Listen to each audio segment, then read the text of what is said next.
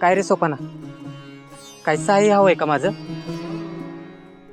सहाय्य नकोय, सहाय्य करायचंय.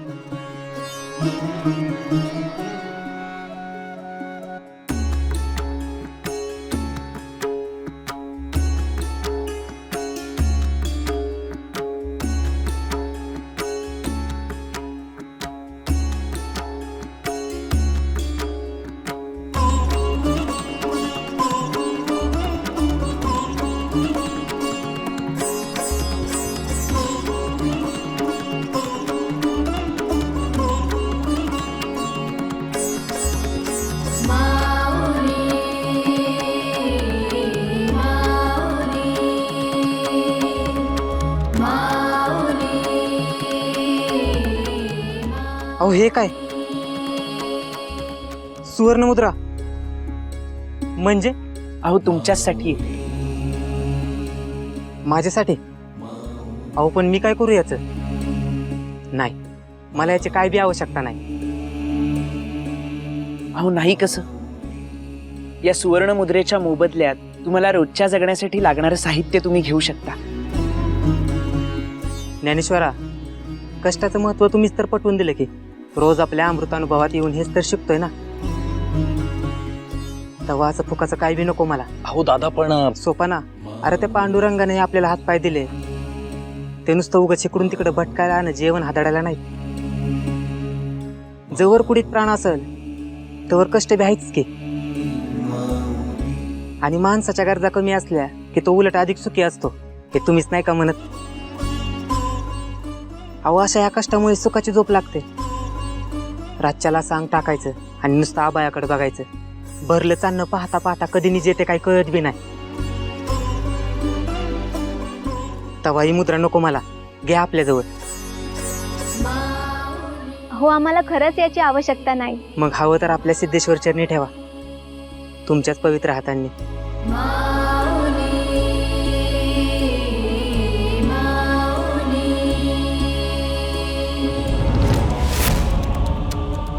वा वा वा, छान.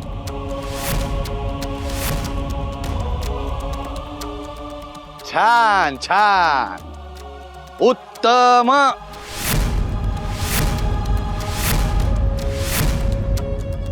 बघितलं का आळंदीकरांनो? नाही नाही, बघाच, याची देही याची डोळा बघा. काय सगुणाजी, मुदगल शास्त्री, रावळात फार जोर फुटला होता नाही का तुम्हाला? नाही नाही, हे असं होणंच शक्य नाही. आमच्या ज्ञानेश्वराला या लेकरांना कशाची आसक्ती नाही. बघा,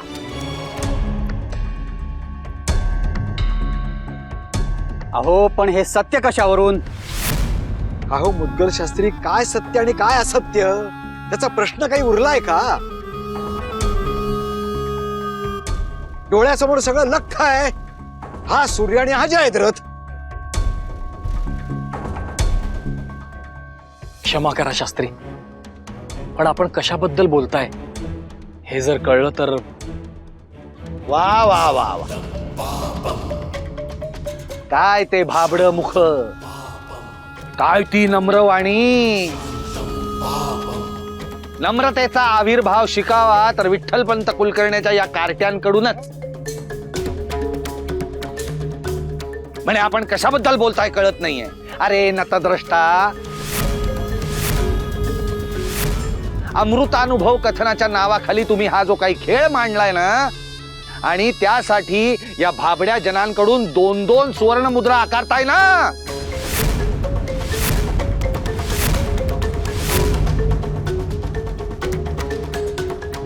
शास्त्री, अहो आपण म्हणता तसं काही नाहीये. मोल घेणारे आम्ही कोण? तो हरी जे सुचवतो त्यानुसार आम्ही कथन करतो. आम्ही त्या शब्दांचं, सरस्वती मातेच्या दानाचं मोल जाणतो, या सुवर्ण मुद्रांचं नाही. असं महाभिवा या कार्टीकडे सुवर्ण मुद्रा का देत होता?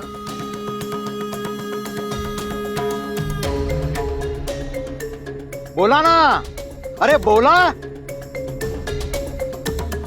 का तोंड शिवलीत तुमची दाभणानं? भगवंताच्या नावाचा किती उपमर्द कराल? नरकात सुद्धा जागा मिळायची नाही रे तुम्हाला. शास्त्री,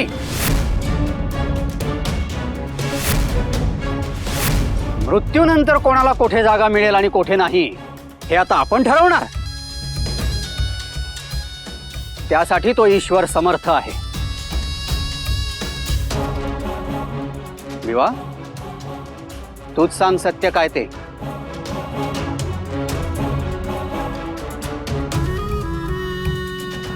अहो मुद्गल शास्त्री, तुम्ही देखील या भाबड्या मुखांचे अंकित आहात.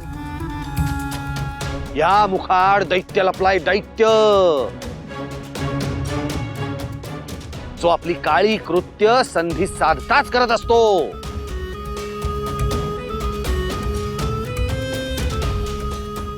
अहो विसोबा शास्त्री, हेच कशाला?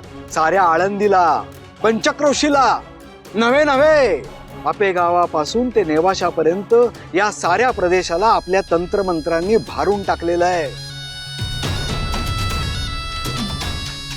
आपल्या वडिलांकडून काळी विद्या शिकली असेल, वंगदेशी जाऊन गारुड विद्या का काय ती शिकून गारुड घातलंय या साध्या भोळ्या अज्ञानी माणसांवरती. ग्रामजोशी,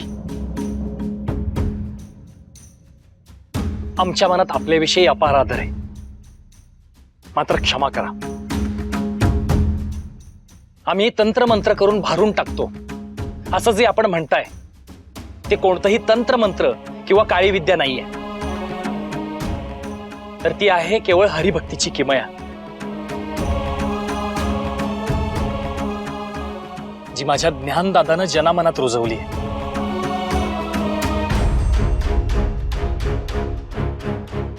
आणि राहिला प्रश्न आमच्या तातांचा, तर ते देशोदेशी गेलेत, अनेक तीर्थाटनही केली, तसे वंगदेशी गेलेत. आणि तिथून कोणतीही गारुड विद्या नाही, तर माया, प्रेम, आपुलकी, माणुसकी या मानवी गुणांचीच विद्या शिकून आलेत.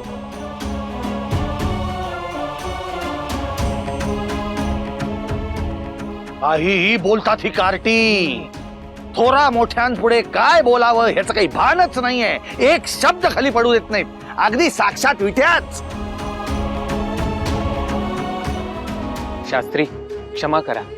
आपला उपमर्द करण्याचा माझ्या या धाकट्या भावांचा हेतू नाही. ते केवळ परिस्थिती अधिक. तू नको शिकवूस आम्हाला, ठाऊक आहे सगळं. तुम्ही सर्वजण एकमेकांची बाजू सारता. हो, एकानं अपमान करायचा आणि दुसऱ्यानं क्षमा मागायची. अरे लहानपणापासून तुमचा हाच तर खेळ चालू आहे की. तर काय, मला वाटतं आपण मुख्य विषयापासून भरकटत आहोत. अजिबात नाही. आमच्या चांगलंच ध्यानात आहे ते मुद्गल शास्त्री.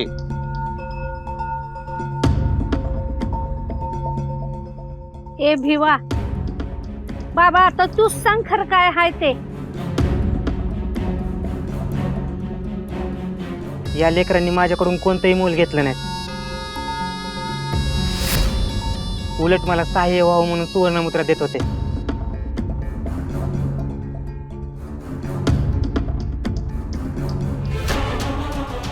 घ्या, पाहिलीत या कार्ट्यांची करणी.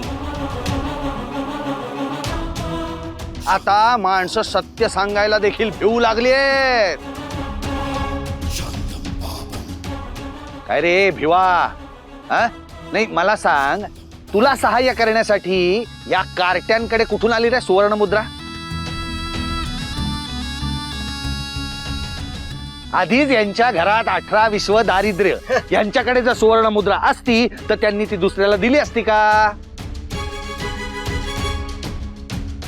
कोणीतरी विश्वास ठेवेल का ह्याच्यावर? आणि आता असं म्हणू नका हा की आम्हाला ती सापडली. हो, हेच सत्य आहे. ही मुक्ताला अंगणात गवसली. अरे मग इथे कशी आली ती सुवर्णमुद्रा? का आता सिद्धबेटावरची माती देखील दिव्य करायला लागली. आता इथली माती देखील लोक अगदी मोठ्या भक्तिभावाने आपल्या माथ्याला लावतील, नाही का?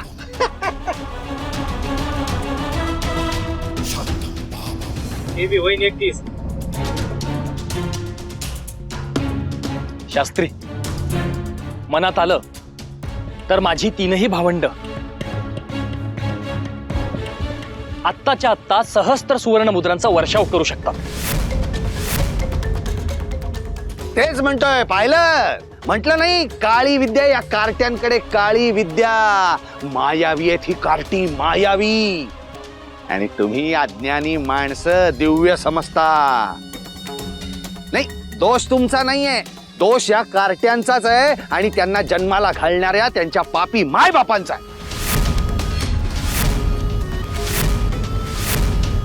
मी तुम्हाला निक्षून सांगतोय, हे थोतांड थांबवा, नाहीतर याचे परिणाम भोगावे लागतील तुम्हाला. परिणामांची पर्वा आम्ही कधीही केली नाही. जे काही होईल ते तो पांडुरंग पाहून घेईल. उठता बसता भगवंताचं नाव घेतायत.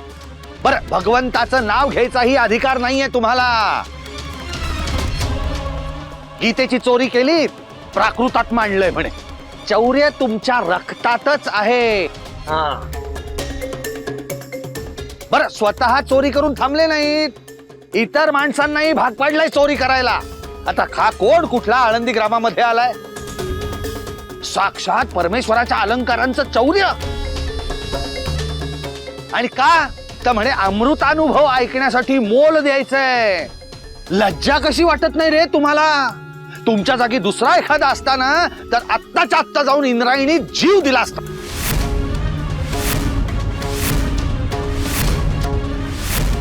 त्या मातेने तुमच्यासारख्या पाप्यांना पावन करून घेतलं असतं, जसं तुमच्या आई बापांना.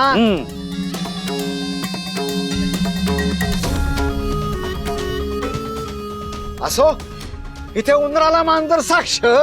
शास्त्री, माझ्यामुळे आपणा सर्वांनाच मनस्ताप झाला. चुकीच्या समजातून का होईना दादांकडून चौर्यकर्म घडलं. त्याबद्दल मी आपणा सर्वांची क्षमा मागतो.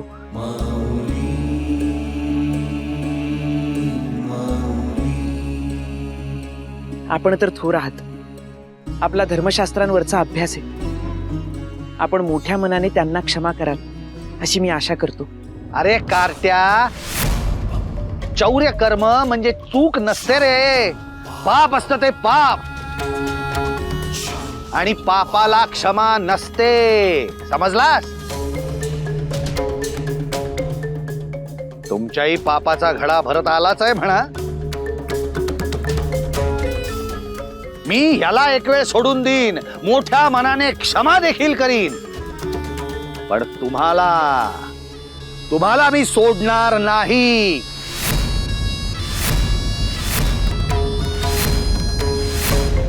आणि या महत् कार्यामध्ये भगवंत देखील आमच्या सवेच असेल याची आम्हाला खात्री आहे. शांतम पापम. चला.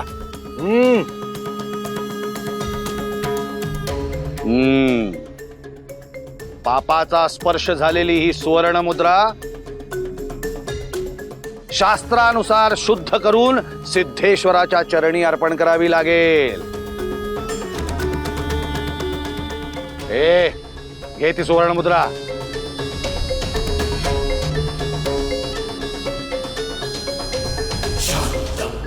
चला.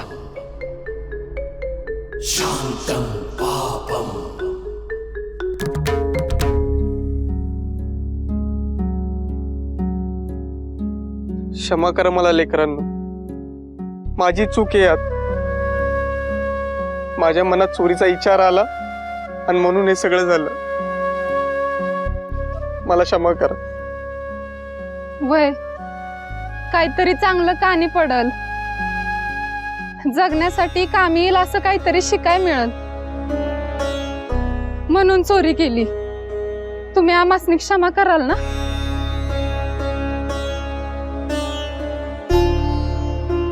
दादा, आपण वाईट वाटून घेऊ नका. आपला हेतू ज्ञानार्जनाचा होता. परंतु हेतू कितीही चांगला असला तरी त्याच्यापर्यंत पोहोचण्याची पद्धत ही योग्यच हवी. आपल्याबद्दल आमच्या मनात कोणताही आकस नाही.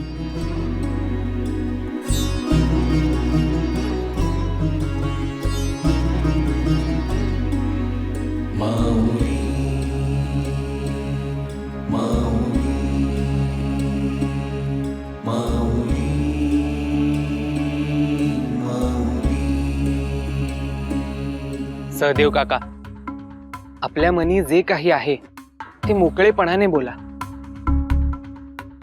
का कुणास ठाऊक, पण मला राहून राहून असं वाटतंय की आज जे समजा रामायण झालंय त्या माग इसोबा शास्त्रीचाच डाव असेल. होय, मी अभि असं ऐकलंय की विसोबा शास्त्री आणि ग्राम जोशी कुठल्या तरी सिद्ध योगीकडे जातात म्हणून.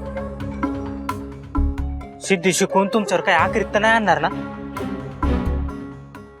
रानबा दादा, माणसाजवळ केवळ सिद्धी असून उपयोग होत नाही. त्याला विचारांची आणि नैतिकतेची जोड आणि बैठकही असावी लागते. अन्यथा अहंकाराचा सर्प कधी दंश करेल हे आपल्यालाही कळत नाही. आणि त्याच्या विषामध्ये आपली सत्सद विवेक बुद्धी आपण हरवून बसतो. आणि एक वेळ अशी येते की विद्वत्ता असूनही आपण निरुत्तर होऊन जातो.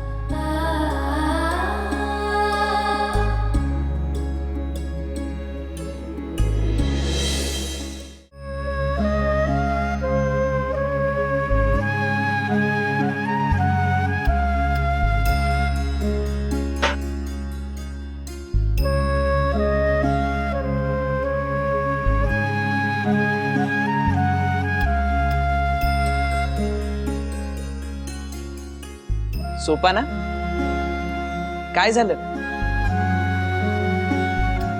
माझी खोडी काढण्याची नवी कल्पना सुचली असेल त्याला. नाही, कल्पना नाही सुचली, पण काहीतरी आठवलं. दादा, तुला आठवतंय लहानपणी वळवाचा पावसाची चाहूल लागली की मुक्ता अशी दारात धावत जायची आणि अंगणात डोकावत राहायची. आणि पावसाचा एक थेंब खाली पडायचा अवकाश धावत अंगणात जायची आणि आतून आईची साद यायची, मुक्ते सांभाळून. मी मन भरून त्या पावसासंगे खेळायचे, बागडायचे. मला आवडायचं त्या पावसाचं मुक्त असणं. घरी जाता क्षणी मायेच्या पदरेची ऊब मिळायची, म्हणून मी जरा जास्तच भिजायचे. पण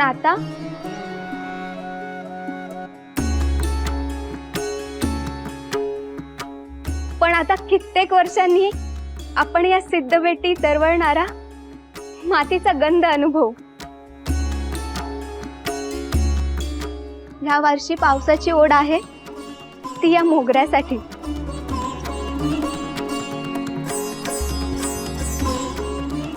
कधी एकदा त्या मोगऱ्याची माळ होते असं झालंय मला. या सृष्टीची लेकरं आपण, तिच्यामुळे जगतो, तीच आपली काळजी घेते. हा विचार आपल्या मनी आईबाबांनी पेरून आपलं निसर्गाशी मैत्र जोडलं.